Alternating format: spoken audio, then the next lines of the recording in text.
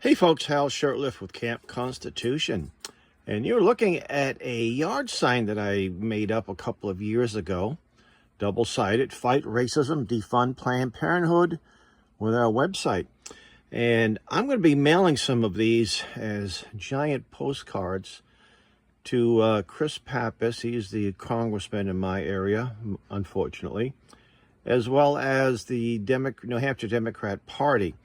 Now, the reason I'm doing this is I've been receiving mailings unsolicited from them in the last couple of months. Of course, this is an election season, and I'm not a Democrat. No one in my house is a registered Democrat, but we seem to be getting their mailing. So, and it's very interesting that most of the mailings that we're receiving from Pappas and his office or his re-election campaign focus on abortion, as if this is the most important thing. But it gets to the Democrats. Killing unborn babies is a top priority.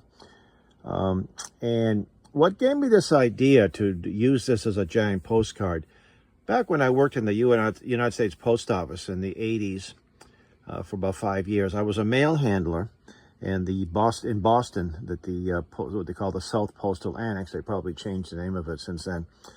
And every so often, somebody from South Boston would he made these giant postcards, and I don't know what the limit is. It's probably 4 feet by 5 feet or something like that. I'm not sure, but there is some type of limit on the size of the package. Anyway, it seemed to be that he lived next to a public school, and there was a lot of activity in the schoolyard, very noisy. And he would write these letters or send these postcards with messages about the noise to the Vatican, the Pope, care of the Vatican, the President of the United States. Let's see, that would be in the 80s. So it was Reagan and Bush, the governor of Massachusetts, and other officials around the country. And the poor fellow probably, it was a full moon or something when he was doing this. I don't know. But it got our attention. It was sort of the butt of conversation. We would joke and say, oh, it must be a full moon, or so-and-so is not on his meds, or something like that.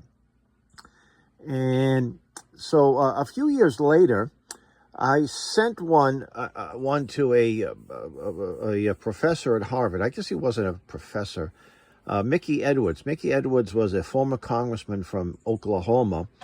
And his first couple of terms, he was solid, like in 100%. And then his last few terms, he got more moderate. I put that in quotation marks. And he eventually left office, and he got a job at Harvard University as a teaching, visiting professor or something like that.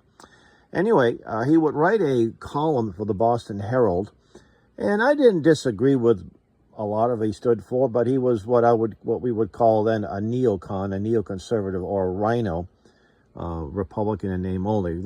He didn't start out that way, but he became one. And one of his articles concerned the UN. And he was typical of the neocon. Yeah, he said, I'm not like those people that want to get us out of the UN. They're crazy, off the wall. He said, but the UN needs to be reformed. This is the neocon message, to deflect legitimate criticism.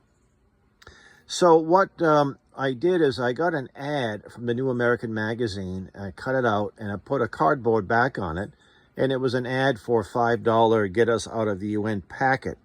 And I sent it to him, care of Harvard University.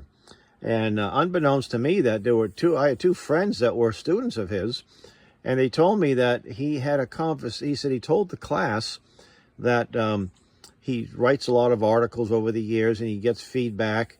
He said, but I never got so much feedback than I did for this UN article.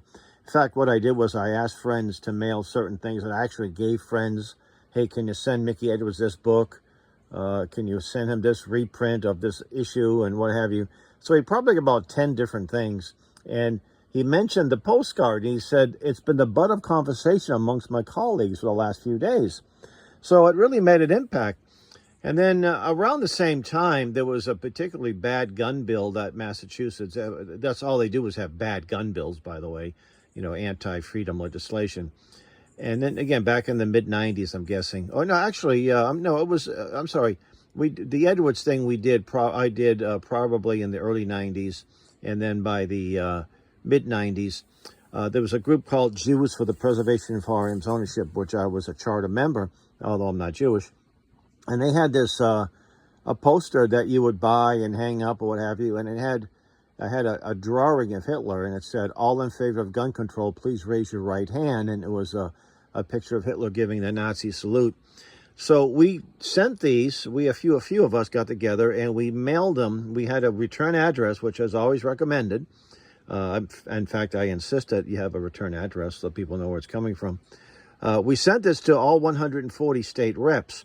And what's interesting is because there was a lot of angst by the recipients. Some of them were quite upset. And one of them actually got a hold of the Jews for the Preservation of Firearms Ownership, Aaron Zellman, its late founder. And one of them said, you shouldn't be doing this. This is wrong. And he said, I tell you what. He said, stop pushing Nazi gun control and we'll start reminding you that you're doing Nazi things, or something to that effect. So this is something that others could do. It doesn't have to be this particular poster or sign. It could be other things. But the goal is to get it through the system, let people talk about it. It's going to sit around the office for a few days. And definitely, and in this case, fight racism, defund Planned Parenthood. It's a great message because I think every single Democrat elected at the congressional level all support or are actively involved in Planned Parenthood. And of course, Planned Parenthood supports Chris Pappas. And I wrote a book, which you can get a free download on our website, campconstitution.net. Just go to the website and click where it says download, scroll down. It's called The Racist Roots of Planned Parenthood and its Legacy of Death, which of course it's still very much involved in killing and harvesting organs and abortions. And again, I'm looking at the Democrat Party as a sterile death cult. And it was interesting. I want to point out that most of the pro-life founders back in the wake of Roe v. Wade, even before Roe v. Wade, were Catholic Democrats, the majority of them. Now, if you're an elected Democrat and you're pro-life, you will not get any money. There's only one pro-life Democrat in the House of Representatives, U.S. House of Representatives from Texas, and the Democrats tried to unseat him. Anyway, visit our website. You can buy some of these signs there too. Thank you for watching. And please subscribe to whatever format you see this on.